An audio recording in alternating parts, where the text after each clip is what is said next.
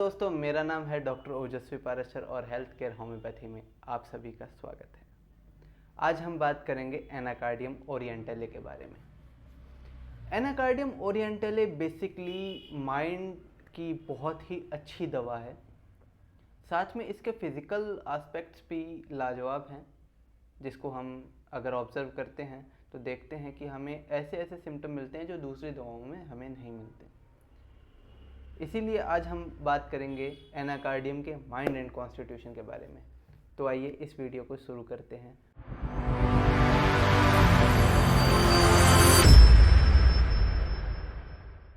सबसे पहले हम बात करेंगे एनाकार्डियम ओरिएंटले के ओरिजिन के बारे में। इसका जो कॉमन नेम है वो है मार्किंग नट, या फिर हम इसे कैश्यू के नाम से भी कॉमनली जानते हैं। अगर इसके जनरल सिम्टम्स की अगर हम बात करते हैं तो इसके जनरल सिम्टम्स के अंदर आता है माइंड का इनर कॉन्फ्लिक्ट, ड्यूअलिटी के एक्सपीरियंस उसको देखने को मिलते हैं, एंगर, इरिटेबिलिटी, शाउटिंग, ये सब हमें देखने को मिलता है एनाकार्डियम ओरिएंटले के पेशेंट के अंदर। अगर हम इसको डेप्थ में अगर ऑब्जर्व करते हैं तो हम देखते हैं कि पेशेंट जो है वो एक ही सिचुएशन को कैसे हैंडल करे, इस बात का डिसीज़न जो है वो नहीं ले पाता है, वो इनडिसाइसिव होता है, क्योंकि उसी सिचुएशन के अंदर डिसीज़न लेने के लिए एक गाइडेंस उसको एंजल दे रहा है, एक गाइडेंस उसको डेविल दे रहा है। एक अच्छा डिसीज़न लेने के लिए बोल रहा है, एक बुरा डिसीज़न लेने के लिए बोल रहा है। तो वो इस कारण से इनडिसाइसिव होता है, और इनडिसाइसिव होने की वजह से उसका कॉन्फिडेंस जो है वो एकदम डिमिनिश हो जाता है, लैक ऑफ कॉन्फिडेंस आता है और वो कुछ कर नहीं पाता। ये हम एनाकार्डियम ओरिएंटले में देखते हैं। और इस कारण जो कि इनडिसाइसिवनेस है, उसकी लैक ऑफ कॉन्फिडेंस है इसका, इसकी वजह से इसको गुस्सा आता है, इरिटेबिलिटी होती है, और उसके अगर सिम्टम बहुत ही ज़्यादा इंटेंस हो जाते हैं, बहुत ही ज़्यादा बढ़ जाते हैं, तो वो शाउटिंग करता है, चिल्लाता है, ज़ोर ज़ोर से गालियां देता है, स्वेयरिंग करता है। ये हमें देखने को मिलता है। साथ के साथ अगर हम उसके माइंडसेट को देखें तो वो बहुत ही वियर्ड माइंडसेट का होता है। वो जो ऐसे सिचुएशन होते हैं, जो सीरियस सिचुएशंस हैं, जो जहाँ पे बहुत ज़्यादा सीरियस होने की ज़रूरत है, वहाँ पे वो हंसने लग जाता है। उसका माइंडसेट है वो स्टेबल नहीं रहता है। ये हमें माइंड के सिम्टम देखने को मिलते हैं। इसी के साथ साथ अब हम कुछ रूब्रिक्स देखेंगे इसी को फॉलो करते हुए। सबसे पहले जो रूब्रिक है वो है confusion of mind. Patient confuse है, उसको क्या डिसीजन लेना है वो नहीं ले पाता है, इसलिए कन्फ्यूज़न ऑफ माइंड इसका एक बहुत अच्छा रूब्रिक है। फिर है मेमोरी वीकनेस, फॉरगेटफुलनेस भी इसका एक इम्पॉर्टेंट रूब्रिक हमें देखने को मिलता है पेशेंट के अंदर। फिर है कॉन्ट्राडिक्शन सेंसेशन ऑफ, कॉन्ट्राडिक्शन है उसके साथ, जो ड्यूअलिटी है उसके माइंडसेट के अंदर, ड्यूअल विल्स है, इनमें कॉन्ट्राडिक्शन है, वो डिसीजन नहीं ले पाता। तो ये हमें कॉन्ट्राडिक्शन सेंसेशन ऑफ में देखने को मिलेगा। साथ में अब वो इनडिसाइसिव है, इनडिसाइसिव होने के कारण वो डरता भी है, वो काम नहीं कर पाता तो उसको डर लगता है। तो एक रूब्रिक है कावर्डाइज, ये भी हम देखते हैं। तो इसमें भी एनाकार्डियम जो है वो हमें देखने को मिलती है। और डर के कारण हमें ये देखने को मिलता है, हमें पेशेंट ये बताता है कि उसको ऐसा महसूस होता है जैसे उसका कोई पीछा कर रहा है, फियर ऑफ बीइंग परस्यूड। ये हमें रूब्रिक देखने को मिलता है, उसका कोई पीछा कर रहा है ऐसा हमें देखने को मिलता है। फिर उसको डर के साथ साथ ये भी महसूस होता है कि उसके साथ कुछ बुरा होने वाला है, समथिंग बैड विल हैपन। ये हमें एक और रूब्रिक अगर हम ऑब्जर्व करते हैं। अब इन सभी चीज़ों से बचने के लिए, ये जो डर है उसका, ये फियर ऑफ बीइंग परस्यूड है, इन सब चीज़ों से बचने के लिए उसका जो माइंडसेट होता है वो डेविल की तरफ ज़्यादा माइंडसेट उसका जाने लगता है। उसको ऑब्जर्वेशन में ये चीज़ देखने को, हमें ऑब्जर्वेशन में ये चीज़ देखने को मिलती है। तो उसका जो नेचर है वो नेचर में चेंज ये आता है कि वो क्रूएल हो जाता है, मैलिशियस हो जाता है, विकेड हो जाता है, एकदम से उसकी क्रूएल्टी पीक पे होती है। और वो इतना ज़्यादा क्रूएल होता है कि वो कुछ भी कर सकता है उस केस के अंदर। साथ में हमें एक चीज़ और देखने को मिलती है कि स्वेरिंग लाउड, ये हमें रूब्रिक देखने को मिलता है। साथ में इसका एक मोस्ट प्रोमिनेंट जो सिम्टम है जो हम डायरेक्ट कोरिलेट कर सकते हैं वो है एमएल ईटिंग। उसको खाने से उस लगभग सभी चीज़ों में आराम मिलता है। खाना खाने से उसके लगभग सभी सिम्टम्स जो है वो एम्यूलरेशन में चले जाते हैं, उसको आराम मिल जाता है। इसके बाद हम एक सिम्टम लेते हैं इरिटेबिलिटी, बहुत ज़्यादा चिड़चिड़ापन होता है। इसका एक रूब्रिक हम और देखते हैं जो कि है एलिमेंट्स फ्रॉम एंगर, और वो भी suppressed, elements from anger suppressed. ये हम अगर देखते हैं तो हमें पता चलता है कि इसमें भी एनाकार्डियम है, ऐसा भी एनाकार्डियम में होता है। मैं आपको ये सारे रूब्रिक जो है वो एक चरनी के अंदर कोरिलेट करते हुए आगे वीडियो में बताऊंगा, आप हमसे जुड़े रहें। फिज़िकली अगर हम बात करते हैं पेशेंट के फिज़िकल सिम्टम्स के बारे में, तो फिज़िकल सिम्टम्स के अंदर एक मोस्ट प्रोमिनेंट सिम्टम ये है कि उसकी जितनी भी कंप्लेंट्स हैं वो गैस्ट्रिक कंप्लेंट्स के साथ चलती हैं। लगभग उसको गैस्ट्रिक कंप्लेंट्स होती ही रहती हैं।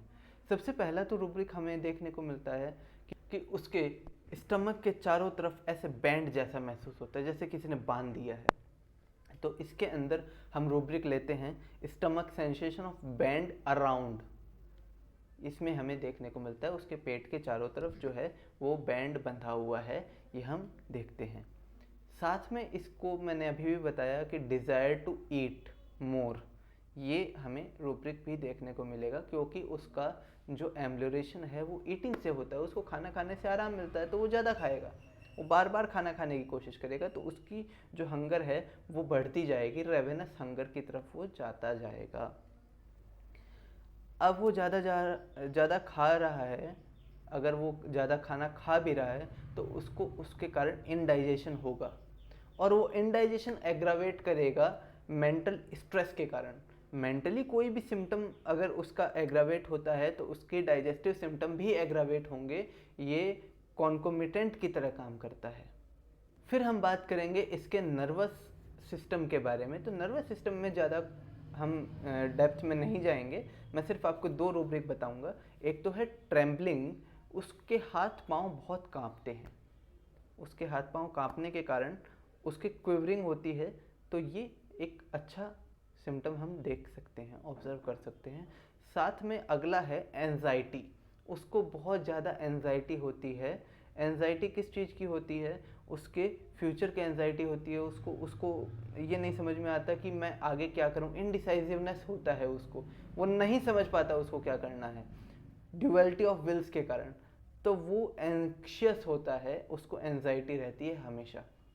उसके बाद आता है weakness of body and mind, उसका माइंड और बॉडी दोनों वीक है। इनडाइजेशन के कारण बॉडी वीक है और इनडिसाइसिवनेस के कारण उसका माइंड वीक है।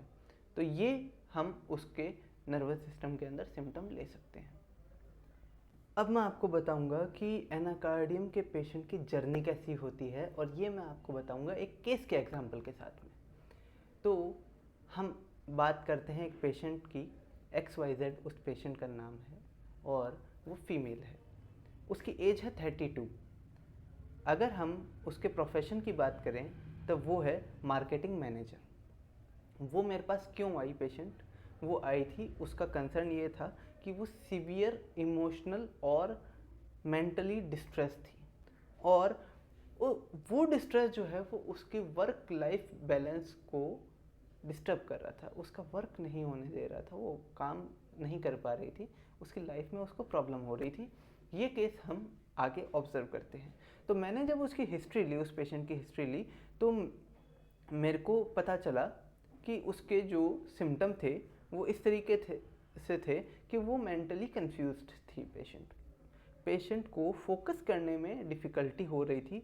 वो कोई भी मीटिंग लेती थी या कोई भी डिसीज़न लेती थी तो उसमें वो अपना परफॉर्मेंस नहीं दे पाती थी, और वो डिसीज़न नहीं ले पाती थी ऑन द स्पॉट, और उसको ऐसे लगता था कि उसकी बहुत भारी रेस्पॉन्सिबिलिटी हो गई है, उसकी जिम्मेदारियां बढ़ गई है, जो कि उसकी जिम्मेदारियां जो थी वो पहले वो वैसा ही निभा रही थी। फिर क्या हुआ कि उसका इमोशनली अनस्टेबल होता गया माइंड। उसको ऐसे लगने लग गया कि मेरे को ये काम नहीं करना चाहिए, अपैथी होने लग गई उस काम से, उसको मन नहीं करता था वो काम करने का, और जिस चीज़ को वो एंजॉय करती थी अब वो उस चीज़ को एंजॉय नहीं कर रही है, ऐसा वो मेरे को जनरली सिम्टम बता रही थी। अब उसके बाद में हम सेकेंड फेज़ के अंदर इस केस को हम कैसे ऑब्ज़र्व करेंगे। इस केस को हम ऑब्ज़र्व करेंगे कि उसका जो फर्स्ट जो सिम्टम थे वो अब डेप्थ में जा रहे हैं। सेकेंड फेज़ जो आती है वो आती है डेवलपिंग फेज़, या जो उसके सिम्टम हो जाते हैं वो इंटेंसिफाई हो जाते हैं। तो इसका जो डिप्रेशन जो था, जो कि होपलेसनेस की तरफ बढ़ता गया, अब वो डेप्थ में जाने लगा। उसको ये लगने लगा कि उसका कोई मोल नहीं है, उसका कोई वर्थ नहीं है, शी इज़ वर्थलेस। खुद की एबिलिटी पे डाउट होने लग गया उसको शक होने लगा, और फ्यूचर को लेके वो चिंतित रहने लगी। ये चीज़ हम उसके अंदर फर्स्ट सिम्टम में देखते हैं। सेकंड सिम्टम है उसका इंक्रीज्ड एंजाइटी। उसकी जो एंजाइटी है वो बढ़ने ही लगी, वो ज़बरदस्त तरीके से बढ़ने लगी। वो उसको जॉब सिक्योरिटी में फियर होने लगा। जहाँ वो अपने जॉब के अंदर first employee of the month थी, बेस्ट थी, वहाँ पे उसको जॉब इनसिक्योरिटी महसूस होने लगी। और पोटेंशियल, उसका जो पोटेंशियल है उसके फेलियर का एंजाइटी रहने लगी। जजमेंट का डाउट रहने लगा कि कॉलेज वाले मेरे को क्या, कलीग्स मेरे को क्या कहेंगे, साथ वाले मेरे को क्या बोलेंगे, वो उसको आने लगा। फिर क्या हुआ, मेमोरी प्रॉब्लम्स होने लगी साथ के साथ। ये 3 हमें सिम्टम उसको देखने को मिले सेकेंड फेज के अंदर। थर्ड है एक्यूट सिम्टम्स, या उसकी जो अब ये जो सिम्टम हमें देखने को मिले इसकी पीक फेज। तो हम ऑब्जर्व करते हैं कि इसका जो मेंटल डिस्ट्रेस है वो सीवियर कंडीशन में जाने लगा। इसमें क्या होता था, बहुत ज़्यादा कन्फ्यूज़न होने लग गई थी उसको, इनएडिक्वेट फील होने लग गया कि कुछ तो कमी है, अब मेरे से काम नहीं होगा।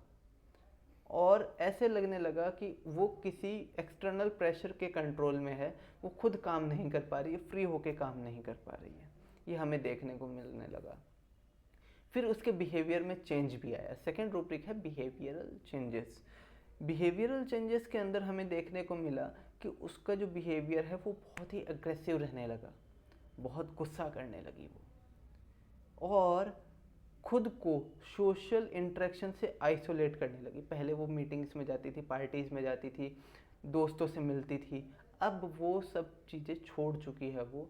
अब वो खुद को अकेला रहने की कोशिश करती है। फिर आता है फिजिकल सिम्टम। फिजिकल सिम्टम के अंदर गैस्ट्रोइंटेस्टाइनल सिम्टम, जो जीआई के सिम्टम है, मैंने स्टमक के जो सिम्टम बताए वो सिम्टम उसमें देखने को मिले, जैसे कि पेट में दर्द रहना या फिर बैंड जैसा महसूस होना, इसको ऐसा महसूस होने लगा। तो हमने देखा कि ये इसके रूब्रिक्स हैं और ये इसकी सिम्टम्स हैं। एक केस के साथ हमने देखा। इस तरीके से आप एनाकार्डियम ओरिएंटले को पहचान सकते हो। आप जान सकते हो एनाकार्डियम ओरिएंटले किस तरीके का पेशेंट है, और एनाकार्डियम ओरिएंटले का माइंड का जो स्ट्रक्चर है वो किस तरीके का होता है, उसके माइंड की स्टेबिलिटी कैसी होती है, और आप उसको कैसे पहचान सकते हो। तो आज हमने एनाकार्डियम ओरिएंटले के बारे में बात करी। हमने देखा कि एनाकार्डियम ओरिएंटले का पेशेंट किस तरीके का होता है, हम कैसे उसको ऑब्जर्व कर सकते हैं। तो इस वीडियो को मैं यहीं समाप्त करता हूँ। मुझे पता है कि इस वीडियो में मैंने बहुत सारी चीज़ें मिस कर दी है, लेकिन एनाकार्डियम ओरिएंटले एक बहुत बड़ी पॉलीक्रेस्ट मेडिसिन है। इसको हम ज़्यादा डेप्थ में जाएंगे तो वीडियो बहुत ही बड़ा हो जाएगा। अगर ये वीडियो आपको अच्छा लगा तो इसको लाइक करें। अगर आपका कोई सवाल है तो आप हमें कमेंट में ये सवाल पूछ सकते हैं, और इस चैनल को सब्सक्राइब कीजिए, बेल आइकन दबाइए, नई वीडियोस के नोटिफिकेशन आपको मिल जाएंगे। नमस्कार।